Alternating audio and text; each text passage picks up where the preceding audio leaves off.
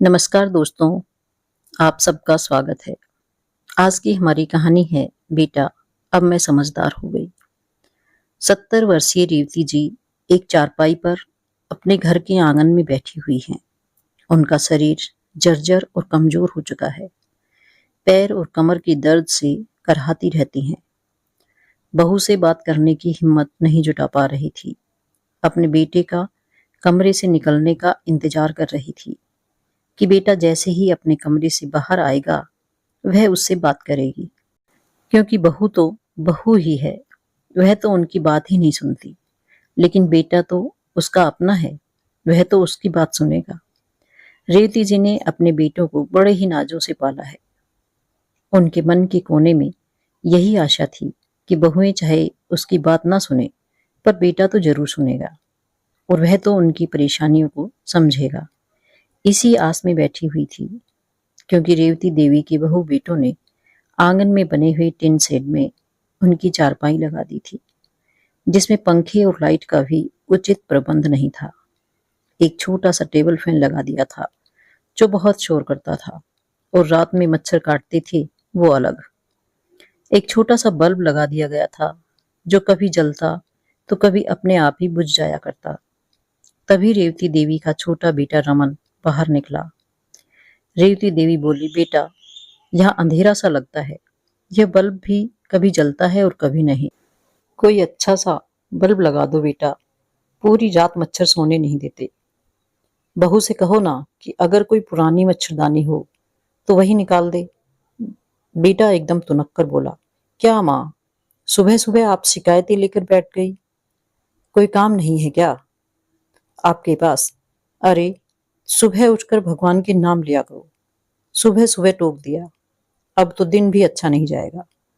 लोग अपने बच्चों के लिए प्रार्थना करते हैं, और एक आप हैं जो उठते ही शिकायतों का पिटारा खोल कर बैठ जाती हो। आप मेरे भले के बारे में तो सोच ही नहीं सकती। मेरा तो हमेशा नुकसान ही चाहती हो। कैसी माँ हो आप? रेवती जी बोली, नहीं नहीं बेटा, मैं तो ऐसा सपने में भी नहीं सोच सकती कि तुम्हारा कभी नुकसान हो।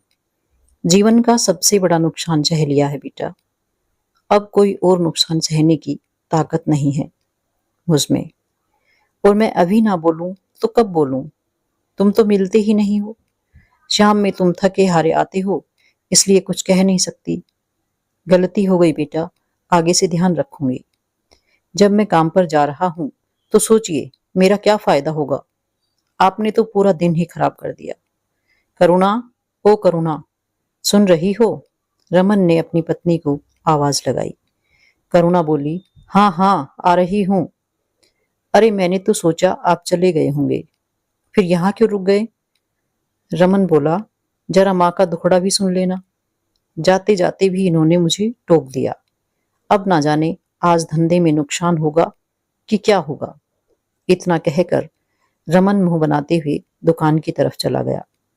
रमन के जाते ही करुणा रेवती जी से बोली, क्यों माँ जी, अपने बेटे का सुख देखना पसंद नहीं है क्या आपको?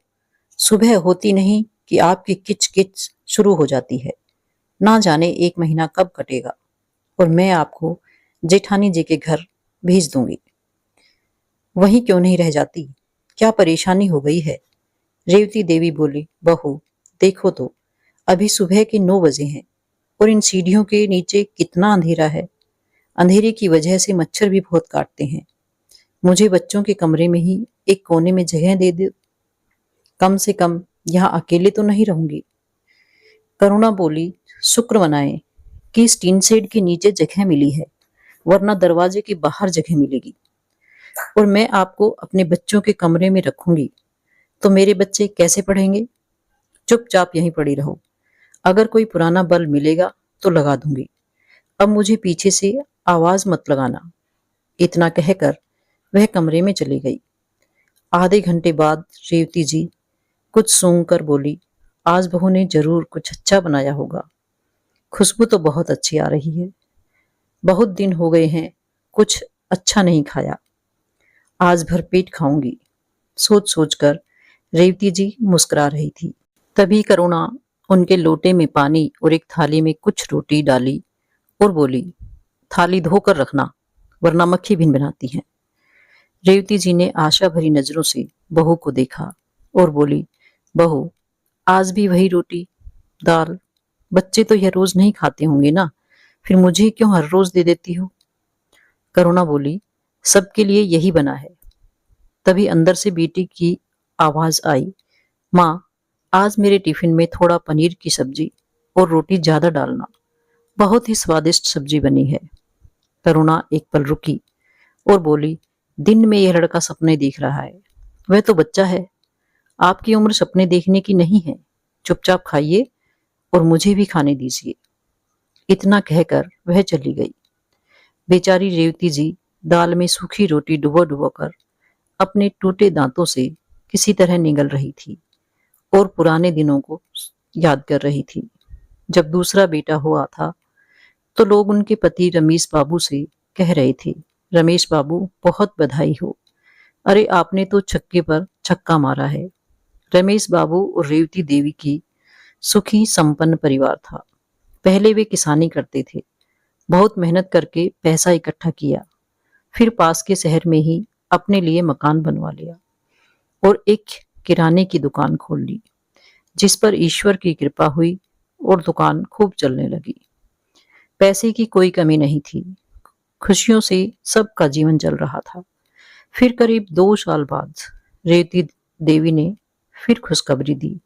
रमेश बाबू खुशी से फूले नहीं समाये थे जब दाई ने आकर यह बताया, रमेश बाबू के घर में लक्ष्मी आई है। पड़ोस के लोग निराश मन से बोले, अरे बेटा होता तो अच्छा होता, क्योंकि बेटे जितने होते हैं कम ही लगते हैं, आखिर बुढ़ापे का सहारा बेटे ही बनते हैं। बेटियों का क्या है, यह तो माँ बाप के लिए बोझ बन जाएंगी या फिर पराए घर जाकर बार बार मांगने के लिए आएंगी। रमेश बाबू बोले, ऐसा ना कहो, ईश्वर ने ही हम सबको बनाया है, बेटा हो या बेटी, माँ बाप के लिए सब एक जैसे होते हैं, बशर्ते उनके लिए माँ बाप के मन में ऐसी ही भावना हो। समय धीरे धीरे बीतने लगा। बड़ा बेटा राहुल कॉलेज की पढ़ाई खत्म करके उसे नौकरी में कोई दिलचस्पी नहीं थी। उसके 2 साल बाद रमन भी अपनी पढ़ाई पूरी खत्म की। कुछ साल बाद राहुल की शादी पायल से हो गई, जो एक पैसे वाले घर से थी, और रमन की शादी अपनी पसंद की लड़की करुणा से की। शुरू शुरू में दोनों बहुएं दोनों दंपत्ति की बड़ी देखभाल करती और ननद से भी बड़ा प्यार करती। समय बीता। 2 साल बाद रमेश बाबू ने अपनी बिटिया ममता की शादी एक साधारण परिवार में कर दी। बेटी पिता के फैसले से बहुत खुश थी, हंसी खुशी रह रही थी। रमेश बाबू और रेवती देवी अपने जीवन से पूर्ण तरह खुश थे, परंतु सच कहा है किसी ने, अपनी खुशी को अपने ही नजर लग जाती है। ना जाने क्या बात हुई कि कारोबार में अचानक से घाटा होने लगा। रमेश बाबू को समझ में नहीं आ रहा था कि आखिर कारोबार के घाटे का क्या कारण है, और फिर गलती हुई क्या, क्योंकि इतने सालों में तो कभी इतना घाटा नहीं हुआ था। एक रोज घर आकर उन्होंने अपनी पत्नी से अपनी परेशानी साझा की। रेवती देवी बोली, एक बार जांच पड़ताल कर लीजिए, वही खाते को देखिए, सब पता चल जाएगा। इतने लोग आपके अंडर काम करते हैं, हो सकता है किसी को लालच आ गया हो। उन्हें पत्नी का सुझाव पसंद आया। अगले ही दिन जाकर उन्होंने जांच पड़ताल की तो क्या देखा, दूसरे दगाबाजी क्या करेंगे, यहाँ तो अपने ही बेटे अपने कारोबार में सेंध लगा रहे थे। दोनों भाइयों को लगा, अगर कारोबार के पैसों को अपने ऊपर खर्च भी कर लेंगे तो पिता को क्या पता चलेगा, क्योंकि पिता तो आंख मूंदकर अपने बच्चों पर भरोसा करते थे। अपने बेटे ही उनके साथ धोखा करेंगे, यह बात अंदर ही अंदर उन्हें खाई जा रही थी। और एक दिन अचानक हृदयाघात की वजह से उनकी मृत्यु हो गई। रेवती देवी को कुछ समझ में नहीं आया कि आखिर अचानक रमेश बाबू को हुआ क्या था, क्योंकि वह तो बहुत खुशमिजाज इंसान थे, पर इनकी तो दुनिया ही लुट गई। कई महीनों तक तो रेवती देवी एक कमरे में बंद रहती थी। मन को इतना आघात जो पहुंचा था। दोनों भाइयों में कारोबार को लेकर खटपट शुरू हुआ। पिता के रहते जो आज तक दोनों भाई मुंह नहीं खोलते थे, आज माँ के सामने एक दूसरे पर लांछन लगाने लगे। देखते ही देखते 2 साल बीत गए। फिर दोनों भाइयों ने बंटवारे का सोचा और अपनी माँ के सामने अपनी बात कही, लेकिन रेवती देवी इस पक्ष में नहीं थी। ममता को जब इस बात का पता चला, उसने दोनों भाइयों से बहुत अनुरोध किया, पर किसी ने उसकी नहीं सुनी। देखते ही देखते कारोबार के 2 हिस्से हो गए। बहुओं ने रसोई के भी 2 हिस्से कर दिए। अब रहा सवाल मकान का, तो मकान के बीचों बीच उन लोगों ने एक बड़ी सी दीवार खड़ी कर दी। एक भरा पूरा परिवार 2 हिस्सों में बट गया, पर किसी ने यह नहीं सोचा कि रेवती देवी के दिल में कितने टुकड़े हुए। अब आया सवाल रेवती देवी का, तो दोनों बेटों ने उन पर निर्णय छोड़ा कि वह किसके साथ रहना चाहती हैं। रेवती देवी ने बड़े बेटे के साथ रहने की सहमति जताई। बड़ी बहू ने खुशी खुशी रेवती जी को रख लिया, क्योंकि रेवती देवी उस समय रसोई का सारा काम संभाल रही थी, तो उसे भी अपना फ़ायदा दिखा। घर की परेशानी और जीवनसाथी के जाने के दुख से वह कोई भी काम करने में असमर्थ होने लगी। समय बीतता गया। माँ के चेहरे और शरीर पर बुढ़ापे ने अपना डेरा डाल दिया। धीरे धीरे वह और भी उपेक्षित होती गई। पहले तो सब हालचाल पूछते थे, पर अब तो कोई उन्हें देखने तक नहीं आता था। यहाँ तक कि अमिता को अब वही सास बोझ लगने लगी थी। दोनों बहुओं में अब रेवती जी को लेकर झगड़े होने लगे कि हर चीज़ का तो बंटवारा हो गया, लेकिन रेवती जी का बंटवारा कैसे होगा, क्योंकि कोई उन्हें अपने साथ रखने को तैयार नहीं था। एक दिन रेवती जी रमेश बाबू की तस्वीर को लेकर देखकर कहती है, मुझे आप छोड़कर क्यों चले गए? ना जाने कितने घाव मिलने अभी बाकी हैं। जिन बच्चों को 9 महीने कोख में पाला, उनकी ज़रूरतों का पूरा किया, आज वही बच्चे मुझे अपने साथ रखना नहीं चाहते। बेचारी खून के आंसू रो रही थी। बड़ी मुश्किल से दोनों भाइयों ने यह तय किया कि माँ को खाने की व्यवस्था 1 महीने अमिता तो दूसरे महीने करुणा संभालेगी। अभी तक वह अमिता के पास रह रही थी, अब करुणा के पास उन्हें पहुँचाया गया। बेचारी रेवती देवी अपनी उपेक्षा को मन में समेटकर घर के उस कोने में पड़ी रहती थी। अपनी टेढ़ी मेढ़ी थाली और रोटी को लेकर बेचारी तीनों टाइम दरवाजे की तरफ निहारती रहती थी कि कब कुछ खाने को मिले तो इस पेट की आग को शांत करे। यही सब सोचकर एक दिन रेवती देवी दरवाजे की तरफ निहार रही थी।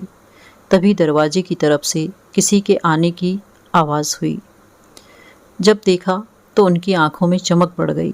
सामने से ममता आई और माँ की हालत देखकर अपने आंसुओं को रोक ना सकी और बोली, माँ, कब से कह रही हूँ मेरे साथ चलो, कम से कम वहाँ 2 वक्त का खाना तो मिलेगा। आप जानती हैं मैं यहाँ रहकर आपकी सेवा नहीं कर सकती, क्योंकि यहाँ कोई मुझे पानी के लिए भी नहीं पूछेगा, और फिर मैं अपने बच्चों और अपने परिवार को छोड़कर यहाँ कितने दिन रह सकती हूँ। रेवती देवी अपने उसूलों के खिलाफ नहीं जा सकती थी, इसलिए बेटी के साथ नहीं गई। बेटी घंटे 2 घंटे माँ के पास बैठती और कुछ खाने पीने के लिए उन्हें दे देती और फिर वापस अपने घर चली जाती। एक दिन घर के अंदर से खाने की खुशबू आ रही थी। रेवती देवी उम्मीद लगाए बैठी थी कि तभी उनकी थाली में छोटी बहू ने खिचड़ी डाली और बोली, मेरी कुछ सहेलियाँ आने वाली हैं, चुपचाप रहिएगा, दरवाजे तक मत आइएगा। इतना कहकर वह जाने लगी। रेवती देवी जी ने देखा थाली में रोटी तो है, लेकिन पानी तो बहू ने दिया ही नहीं। जब तक वह कुछ कहती, करुणा ने अंदर से दरवाज़ा बंद कर दिया। थोड़ी देर बाद रेवती देवी रसोई की खिड़की के पास जाकर बहू को धीरे से आवाज़ लगाने लगी। जैसे ही करुणा की नज़र उस पर पड़ी, वह गुस्से से बोली, जीना हराम कर रखा है, अब क्या चाहिए? उन्होंने लोटा दिखाया तो वह बोली, थोड़ी देर पानी पिए बिना नहीं रहोगी तो मर नहीं जाओगी। फिर उसने खिड़की से ही एक मग में उस लोटे में पानी डाला, मानो किसी अछूत को पानी दे रही हो। लोग कहते हैं जैसे अच्छा वक्त कटता है बुरा वक्त भी कट जाता है। लेकिन रेवती देवी के जीवन में बुरा वक्त बीत ही नहीं रहा था। समय बीता। एक दिन रेवती देवी को भूख लग रही थी, पर डर के मारे दरवाजे पर दस्तक भी नहीं दे सकती थी। फिर अपनी लाठी लेकर किसी तरह से कोठरी से निकलकर बाहर आई। बहू, सूरज सर पर चढ़ गया है, कुछ खाने को दे दो। तभी उन्होंने देखा कि बेटा कमरे से बाहर निकल रहा है। रेवती देवी के चेहरे पर चमक आ गई और बोली, बेटा रमन, आज तुम मेरे लिए खाना लाए हो? पर यह क्या, तुम तो सामान के साथ कहीं जा रहे हो? बेटा बोला, हाँ माँ, बच्चों की स्कूल में छुट्टी लग गई है तो मैंने भी दफ्तर से छुट्टी ले ली। अब तुम्हारी बहू को कहीं ले जा नहीं पाता। पूरे दिन घर गृहस्थी में बेचारी लगी रहती है। हम कुछ दिनों के लिए बाहर जा रहे हैं। रेवती देवी करुणा भरे स्वर में बोली, अगर तुम लोग चले जाओगे तो मुझे रोटी खाने के लिए कौन देगा? क्या अपनी माँ को मरने के लिए छोड़ जाओगे? तभी करुणा बोली, माँ जी, अभी आप मरने वाली नहीं हैं, और वैसे भी आज महीने का आखिरी तारीख है। कल से आपकी जिम्मेदारी भाभी की है। लीजिए 4 रोटी और दाल, जल्दी जल्दी खा लीजिए। कल की दाल है, कहीं खराब ना हो जाए। सुबह भाभी आपको ले जाएंगी। हमारे पीछे से घर का ध्यान रखिएगा। इतना कहकर सब निकल गए। बेचारी रेवती देवी तो बस निहारती रही। उन्हें बहुत जोरों की भूख लगी थी, तो उन्होंने सोचा पहले खाना खा लेती हूँ। जैसे ही उन्होंने दाल मुँह में डाली, दाल खट्टी हो चुकी थी। फिर भी बेचारी ने किसी तरह उसे खा लिया। फिर 2 रोटी बचा कर रखी कि रात में कम से कम पानी में डुबो डुबो कर ही खा लेगी, क्योंकि पेट की आग तो परिस्थिति समझती ही नहीं है। अगले दिन वह बहुत देर तक पायल का इंतजार करती रही, जबकि घर के बीचों बीच बस दीवार ही तो थी। एक बार सोचा कि खुद ही चली जाए, पर उन्हें लगा कि कहीं उनका एकाएक जाना बहू को नाराज़ न कर दे। बैठे बैठे बेचारी की आंखें लग गई। तभी किसी के हाथ के स्पर्श ने उन्हें जगाया। माँ, चलो मैं तुम्हें लेने आया हूँ। रेवती देवी ने देखा कि राहुल आया है। वह बोली, बेटा कब से राह देख रही थी, बहुत जोरों की भूख लगी है, चल मुझे ले चल।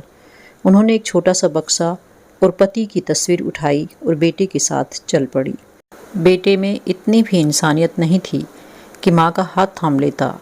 बेचारी एक हाथ में उस छोटे से बक्से को और दूसरे हाथ में अपनी लाठी देखते हुए चलती बनी, तो देखा कि जिस कमरे में वह आज तक रहती थी, वहाँ ना ले जाकर बेटा उन्हें पीछे के बरामदे में ले गया। एक छोटी सी खाट पर बैठाया। बोला, माँ, इस बक्से में भी क्या रखती हो? जब भी आती हो लेकर आती हो, और जब भी जाती हो लेकर जाती हो। रेवती देवी ने तो पहले इधर उधर देखा, फिर सोचा चलो यहाँ खाने को तो मिल ही जाएगा। बेटे ने फिर से वही सवाल किया। रेवती देवी उस बक्से को अपने पीछे करती हुई, कुछ नहीं बेटा, इसमें कुछ नहीं है। राहुल जिज्ञासा भरी नज़र से उस बक्से को देखते हुए वहाँ से अपनी पत्नी के पास चला गया और सारी बात बताई। अमिता रोटी दाल के साथ आज थोड़ी सब्जी भी लेकर आई, जिसे देखकर रेवती जी को बहुत अच्छा लगा। मन ही मन सोच रही थी, महीनों बाद सब्जी का स्वाद ना जाने कैसा होगा। जैसे ही उन्होंने आगे हाथ बढ़ाया, बहू ने थाली पीछे किया और बोली, माँ जी, इस बक्से में क्या है? रेवती देवी बोली, कुछ नहीं बहू, इसमें कुछ नहीं है, मुझे खाना खाने को दे दो, बहुत जोरों की भूख लगी है। अमिता बोली, हाँ हाँ माँ जी, यह खाना आपके लिए ही लाई हूँ। आपका बेटा कह गया है माँ जी को अच्छा खिलाओ, और दोपहर में दाल चावल चोखा सब्जी और पापड़ सब माँ के लिए बनाओ। जैसे जैसे बहू व्यंजन बताती जा रही थी, रेवती जी के मुंह में पानी टपक रहा था। तो बताइए ना माँ जी, इस बक्से में क्या है? रेवती देवी लपक कर थाली को पकड़ा और जल्दी जल्दी खाने लगी। खाते हुए बोली, कुछ नहीं है बहू, मुझे खाने दो, जाओ तुम आराम करो। अमिता तिरछी नज़रों से उनको देखती हुई अंदर चली गई। वह पति से बोली, जरूर आपकी बहन के लिए कोई पुश्तैनी हार छुपा कर रखा होगा। मैं कहती हूँ देवर जी अभी यहाँ नहीं हैं, उनके आने से पहले इस बक्से को खोल कर देखते हैं, वरना कुछ कीमती निकला तो उसके भी 2 हिस्से लगाने पड़ेंगे। दोपहर में बेटा बोला, माँ क्या खाओगी? बताओ। माँ के चेहरे पर चमक आ गई। जैसे ही वह कुछ कहती, अमिता बोली, जो कहेगी मैं बना दूंगी, परंतु पहले मुझे यह बक्सा खोलकर दिखाइए, वरना मैं अपने बच्चों को लेकर मायके चली जाऊंगी। फिर माँ बेटे दोनों भूखे रहना। राहुल बोला, माँ क्या चाहती हो, मैं भूखा रहूं? माँ का दिल था, वह कैसे बेटे को भूखा देखती। जो खुद महीनों से अपना पेट काट रही थी, वह अपने बच्चे को एक समय की भूख भी बर्दाश्त नहीं कर पाएगी। यह सोचकर रेवती देवी ने वह बक्सा आगे किया और बोली, नहीं नहीं, तुम मुझे खाना मत देना, पर मेरे बच्चे को भूखा मत रख देना। देख लो। तभी अचानक दरवाजे पर दस्तक हुई। बहू ने देखा कि माँ से मिलने उनकी बेटी ममता आई हुई है। उसे देखकर बहुत तपाक से बोली, आपको ऐसी कौन सी गंध लग जाती है? जब भी कुछ लेने देने की बात होती है आप जरूर चली आती हैं। ममता बोली, मैं तो बस माँ से मिलने आई हूँ। माँ, ओ माँ, कहाँ हो? इतना कहते हुए बेटी को आश्चर्य हुआ, क्योंकि दोनों भाभी कुछ ऐसा हमेशा ही कहती थी। भाई हैरान हुआ तो ममता बोली, भैया आप माँ के बक्से के साथ क्या कर रहे हो? अमिता बोली, देखा, मैंने कहा था ना, इनको पता होगा जरूर इनके इस बक्से में कोई हार होगा। जाने के बाद ही बक्सा अक्सर माँ के पास रहता है। मैं तो इस तरह तो बस इसलिए कह रही हूँ। माँ, अगर इस बक्से की चाबी आपके पास है तो दे दीजिए। देखिए, मुझ पर इल्ज़ाम लगाया जा रहा है। इतना कहकर वह रोने लगी। माँ ने धीरे से अपने आंचल से एक पुरानी सी चाबी निकाली। जैसे ही खोला सब हैरान थे। इस बक्से में तीनों भाई बहन के बचपन के दिनों के कुछ कपड़े, कुछ तस्वीरें और कुछ रोटियां रखी हुई थी। यह देखकर बेटी की आंखें भर आई और बोली, माँ, ये किसके कपड़े हैं और इसमें रोटियां क्यों रखी हैं? बेटा, मैं आज भी इन्हीं कपड़ों को सूंघ कर तुम्हारे बचपन को जी लिया करती हूँ और उस अनुपम आनंद में खो जाती हूँ जिसमें ना कोई कपड़े थे, ना कोई लालच था और ना कोई धोखा। मुझे तो मेरे वही बच्चे आज भी चाहिए। लेकिन इतना कहकर रेवती देवी की आंखों में झरझर आंसुओं की झड़ी लग गई। और वह रोटी मैंने इसलिए रखी थी कि आज अगर राहुल मुझे लेने नहीं आता तो इसे खाकर मैं अपना पेट भर लेती। बेटा, जब एक बहू के घर से दूसरी बहू के घर जाती हूँ तो एक बहू कहती है कि तुम जा तो रही हो, वहीं जाकर खा लेना, और दूसरी बोलती है, मुझे लगा आप खाना खाकर आएंगी इसलिए मैंने खाना नहीं बनाया। तो बेटा, इसलिए मैंने ये रोटी रखी है कि इन्हें खाकर अपनी भूख मिटा लूँगी। माँ बोल रही थी और बेटी बहू खड़े खड़े जमीन में मानो गड़े जा रहे थे। ममता बोली, माँ, अब मैं आपको यहाँ नहीं रहने दूँगी, चलिए मेरे साथ। मैं आपके लिए अपने परिवार और अपने बच्चे सब त्याग दूँगी, पर अब आपको मैं दुख सहन नहीं करने दूँगी। उसूलों पर चलकर आपने आखिर क्या पा लिया? चलिए मेरे साथ। बड़ा बेटा धड़ाम से माँ के पैरों में गिर पड़ा और बोला, माँ, मुझे माफ़ कर दीजिए। माँ के पैरों के नीचे जन्नत होती है, पर मैंने जीते जी माँ को नर्क जैसा जीवन दिखाया। भगवान, कल को अगर मेरे बच्चे मेरे साथ ऐसा व्यवहार करेंगे तो मैं इसी लायक हूँ। आखिर जो मैं कर्म करूँगा वही तो पाऊँगा। अमिता सास के पैरों को पकड़कर माफ़ी मांगने लगी और बोली, माँ जी, सच में हमें माफ़ कर दीजिए। आपके जैसा विशाल हृदय कभी नहीं हो पाएगा हमारा। हमने आपके साथ ऐसा व्यवहार किया है, फिर भी आपने हमेशा हमें आशीर्वाद दिया है। अब मैं आपको कहीं नहीं जाने दूंगी। बस एक बार भरोसा करके देखिए माँ जी। सबकी आंखें नम थी। रेवती देवी बोली, कोई बात नहीं बेटा, भूल तो बच्चों से ही हो जाती है। माँ का काम होता है उन्हें सही रास्ते पर लाना और माफ़ कर देना। आखिर माँ होती किस लिए है? रेवती देवी ने सबको गले से लगा लिया।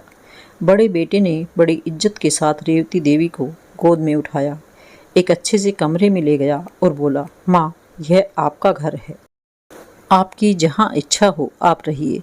फिर बेटी बहू ने रेवती देवी की देखभाल में कभी कोई कमी नहीं रखी। जब यह खबर छोटी बेटी बहू तक पहुँची तभी लोग भागे भागे आए, उनसे माफ़ी मांगी। लेकिन रेवती देवी ने बड़े बेटे के साथ ही रहने का फैसला किया। बेटी भी कभी कभी मिलने आ जाती थी। जहाँ इज्जत ना मिले वहाँ तो कोई भी नहीं आएगा। तो दोस्तों, माँ तो माँ होती है। हमें चाहिए जितनी भी गलती हो जाए वह हमेशा माफ़ कर देती है। जो माँ हमें जन्म से पहले ही जानती है उसके दुखों को हम बांटने की बजाय बढ़ा देते हैं। तो दोस्तों, ये थी आज की कहानी। आपको कैसी लगी कमेंट करके ज़रूर बताएं और आप मेरे चैनल पर नए हैं तो इसे सब्सक्राइब भी ज़रूर कर लें।